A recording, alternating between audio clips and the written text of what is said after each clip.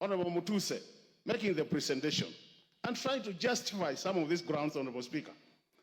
I want to pick a few of them and ask myself whether they meet the expectations in terms of saying that the DP should be impeached on those grounds.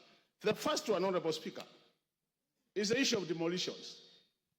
In this country, Honorable Speaker, when you go to our constitution, it clearly says that Kenyans have a right. They have their own rights. And if the government has made a decision to carry out demolitions, looking at the hierarchy in terms of governance, the topmost person in terms of hierarchy is the president, is not the deputy president. So in a situation where a decision is made, and the deputy president says he doesn't support it, the question is, should you be harassing the deputy president or the president?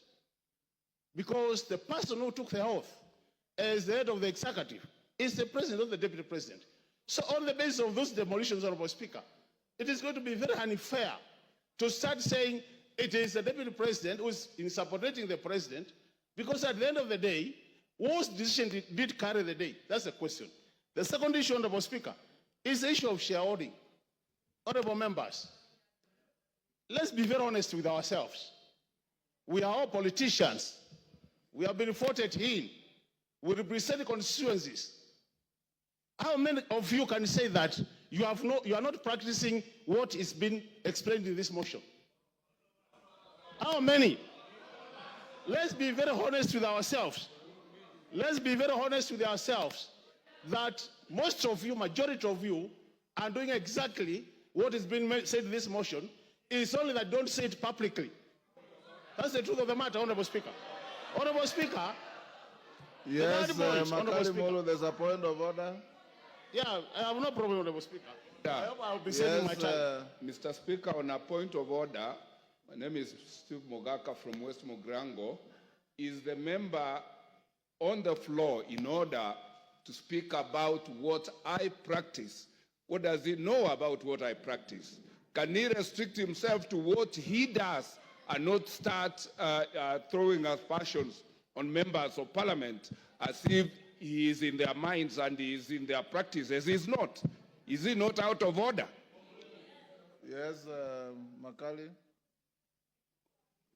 Honorable Speaker, I really don't see any point of order there. I ignore and proceed.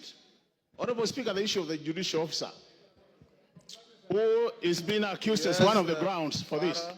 Honorable Speaker. Order, Makali. And Honorable Speaker. There's another point of order here. Point of order.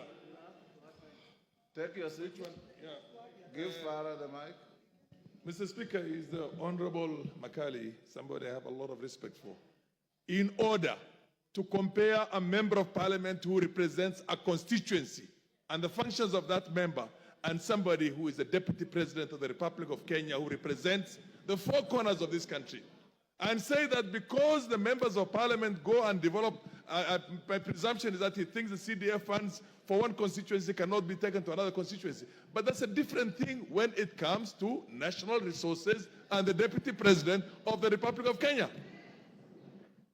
Makali, wind up, your time is up. You know, Honorable Speaker, I hope this is not just to delay me not to say what I wanted to say, Honorable Speaker. I can see a very deliberate move to curtail me from saying what I want to say. Do you want Honorable Speaker, from Nimrod Mbai? Honorable Speaker, you know the thing is, Honorable Speaker, and Honorable Speaker, you need to protect me on a serious. You have been protecting everybody who has spoken.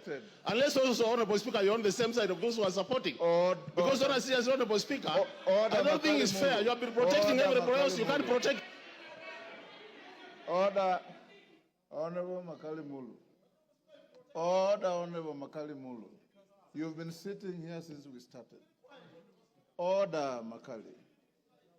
Not a single previous speaker attracted a single point of order.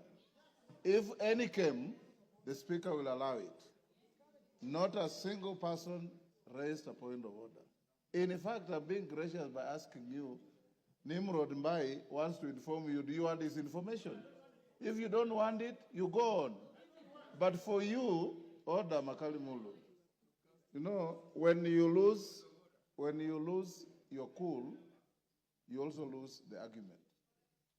So just be composed, say your bit, The Speaker has no dog in this fight.